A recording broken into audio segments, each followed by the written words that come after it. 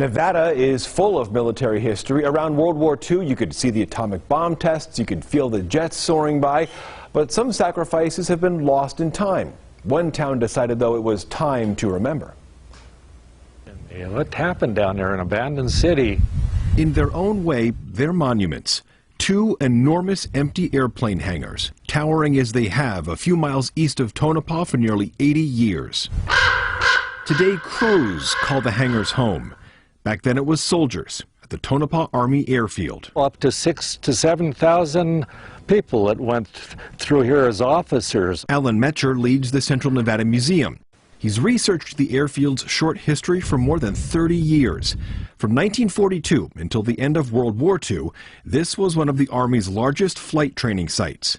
5,000 square miles, thousands of soldiers and their families, B-39s and B-24s. Their crews flew here just before being sent to battle, if they were lucky to survive. Fatal crashes, there was at least 35 or 40. Bomber crews called the Tonopah Army Airfield jinxed.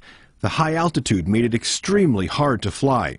By Metcher's count, at least 130 airmen lost their lives while training for combat. Crash sites can be found around the desert even today. And then?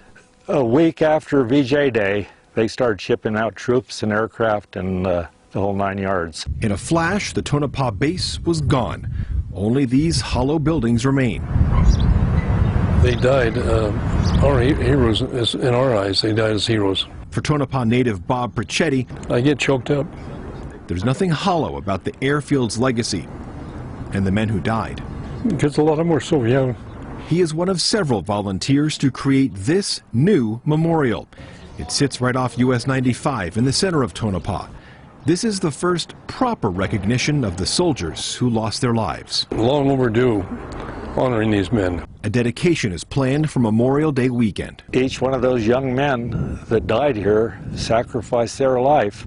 They wanted to get their training done with and get over there to Europe or the Pacific or where they were needed and win that war. Now, the story can go beyond the empty hangars and abandoned wreckage. Every one of these guys have a story. It's where it should be, where everyone can remember. So many of us knew it. This lasts forever.